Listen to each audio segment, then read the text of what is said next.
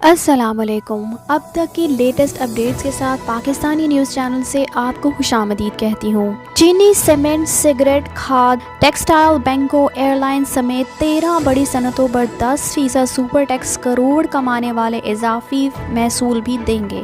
امیروں سے لے کر غریبوں پر خرچ کرنا ریاست کی ذمہ داری ہے، شہباز شریف کا کہنا تھا۔ Steel, oil and gas, beverages, automobile, LNG terminals, chemical industry پر بھی ون ٹائم ٹیکس۔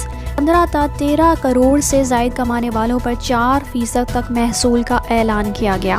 کھل، کاٹن، کیک پر GST ختم، سول و فوجی ملازمین کے پلاٹوں پر کیپٹل گین ٹیکس کی چھوٹ بحال۔ 300 فٹ جیولرز شاپ پر 40,000 روپے فکس ٹیکس چھوٹی دکانوں سے بھی لیا جائے گا۔ GST 17 سے 3% کر دی گئی۔ سونے کی فروخت پر ود ہولڈنگ ٹیکس بھی کم۔ کار ڈیلرز، ریسٹورنٹس اور ہاؤس بلڈرز پر بھی فکسڈ انکم ٹیکس۔ پرائمری خسارہ منفی سے نکال کر 153 ارب روپے مثبت کیا جائے گا۔ اس کے علاوہ چین سے 2.3 ارب ڈالر قرض اسٹیٹ بینک منتقل، زر مبادلہ ذخائر میں اضافہ۔ خوشی کے ساتھ اعلان کرتا ہوں، چینی بینکوں کے کنسورشیم سے معاہدہ کمرشل قرض کا ہے، شرح سود 1.5% ہوگی۔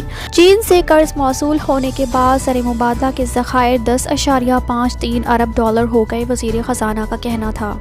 دفتر خارجہ کا کہنا ہے کہ روس پر پابندیاں پاکستان سمیت کئی ممالک متاثر ہوں گے۔ بامقصد مذاکرات کے لیے سازگار ماحول بھارت کی ذمہ داری ہے۔ پنجاب سابق وزرائے اعلیٰ کے لیے لامحدود مراد ملازمین کے خلاف سخت سزائیں ختم، نئے بلدیاتی نظام کی منظوری دے دی گئی۔ 4015 یونین کونسلیں بنیں گی، 55 ارب روپے کے فنڈز منتقل۔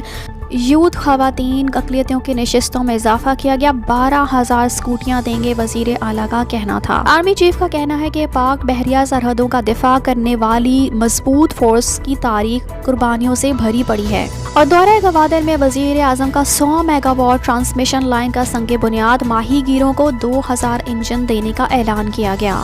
فائنانس بل میں ترامیم کی گئی، 400 ارب سے زائد کی ٹیکسیشن، 1 لاکھ ماہانہ آمدن پر چھوٹ واپس کر دی گئی۔ ٹیکسوں کو بڑھایا گیا یا نئے لگائے، سریا سگریٹ بیوریجز مہنگے ہوں گے، 12 لاکھ تک سالانہ تنخواہ پر 2.5% ٹیکس، سب سے بڑا قدم۔ IMF سے معاہدے کے لیے بجٹ میں رد و بدل، پیٹرولیم لیوی 50 روپے کرنے کے لیے بھی ترمیم، مجموعی ٹیکسیشن 800 ارب کے قریب ہو گئی۔ فارما کمپنیز کا کہنا ہے کہ سیلز ٹیکس ختم نہ ہوا تو مارکیٹ سے 100 ادویات غائب ہو سکتی ہیں۔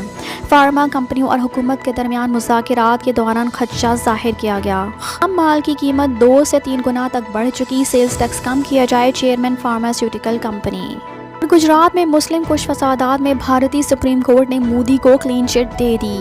گجرات فسادات میں شہید کیے جانے والے کانگریس کے سابق رکن پارلیمنٹ احسان جعفری کی بیوہ ذکیہ جعفری کی درخواست خارج کر دی گئی۔ سپریم کورٹ نے وزیر اعظم نریندر مودی کو فسادات میں ملوث نہ ہونے کے فیصلے کو برقرار رکھنے کا فیصلہ دے دیا۔ بھارت کے غیر قانونی قبضے والا کشمیر، تلاشی کارروائیاں جاری، NIA کے گھروں پر چھاپے۔ قومی اسمبلی میں موبائل فون پر ٹیکس کم، سگریٹ 100% مہنگے، چینی کے مشروبات ختم کرنے کی سفارشات پیش کی گئیں۔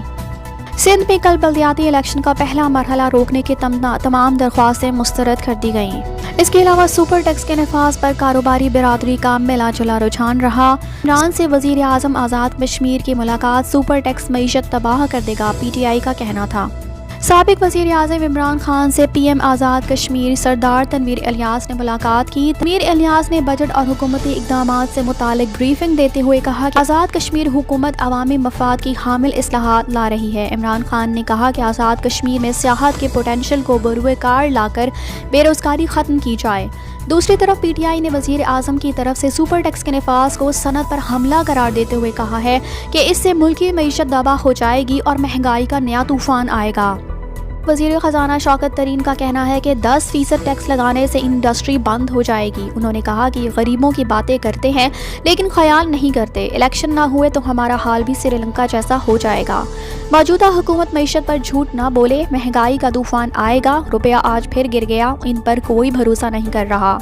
پاکستان تحریک انصاف کے رہنما اسد عمر نے حکومت کی جانب سے سپر ٹیکس کے اعلان پر تنقید کرتے ہوئے کہا ہے کہ اصل بجٹ آج مکمل ہوا ہے، اس لیے سینٹ کو آج سے 14 دن کا وقت دیا جائے. اگر ایسا نہ ہوا تو بجٹ غیر آئینی ہو جائے گا اور عدالتوں میں چیلنج کیا جا سکتا ہے. اسد عمر نے کہا کہ وزیر اعظم میں اتنی بھی ہمت نہیں تھی کہ بجٹ قومی اسمبلی کے فلور پر جا کر پیش کر دیں. پاکستان کی تاریخ میں پہلی بار ہوا ہے کہ قومی اسمبلی کے بجائے وزیر اعظم نے بجٹ میں کیے گئے اقدامات کا باہر بیٹھ کر ایک کمرے میں اعلان کیا. ملک دیوالیہ ہونے جا رہا ہے، لیکن ان کو یاد دلاتا چلوں کہ جب انہوں نے حکومت چھوڑی تو اس وقت جون 2018 میں پاکستان اسٹیٹ بینک کے پاس زر مبادلہ کے ذخائر 7 سے 9 ارب ڈالر موجود تھے. لیکن جب بیرونی سازش کے تحت عدم اعتماد کی تحریک پیش کر کے عمران خان کی حکومت گرائی گئی تو اس وقت زر مبادلہ کے ذخائر 4 سے 16 ارب ڈالر موجود تھے، جو اب 2 سے 8 ارب ڈالر رہ گئے ہیں.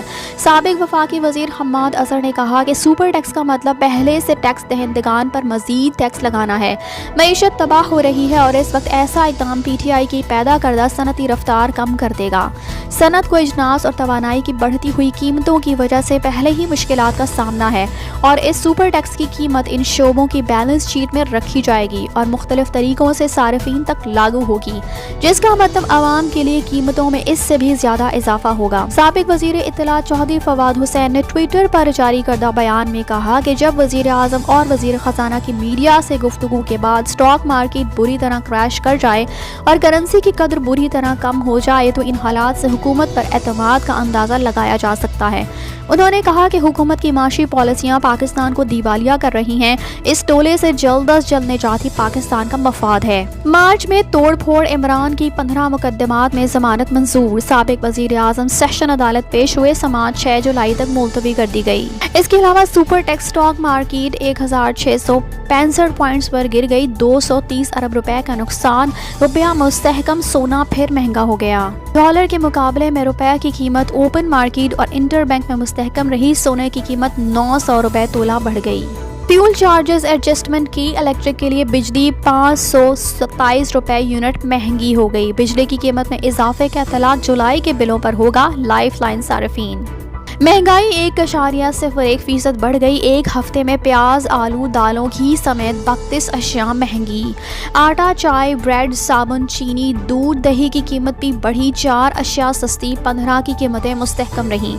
سالانہ بنیادوں پر مہنگائی کی شرح 28.05. کم آمدن والوں کے لیے 29.55% رہی. ادارہ شماریات کی ہفتہ وار رپورٹ. اس کے علاوہ بتاتے چلیں کورونا کی چھٹی لہر میں شدت. 309 نئے مریض. مثبت شرح 2.22% ریکارڈ. 24 گھنٹوں کے دوران کوئی جاں بحق نہیں ہوا. 80 مریضوں کی حالت تشویشناک بتائی جا رہی ہے. کراچی میں مثبت شرح 15.85% رہی، جبکہ لاہور میں شرح 1.9% رہی. اسی کے ساتھ ہمیں دیجیے اجازت. چینل کو سبسکرائب کرنا مت بھولیے گا. اگلی اپڈیٹس آنے تک کے لیے اللہ حافظ.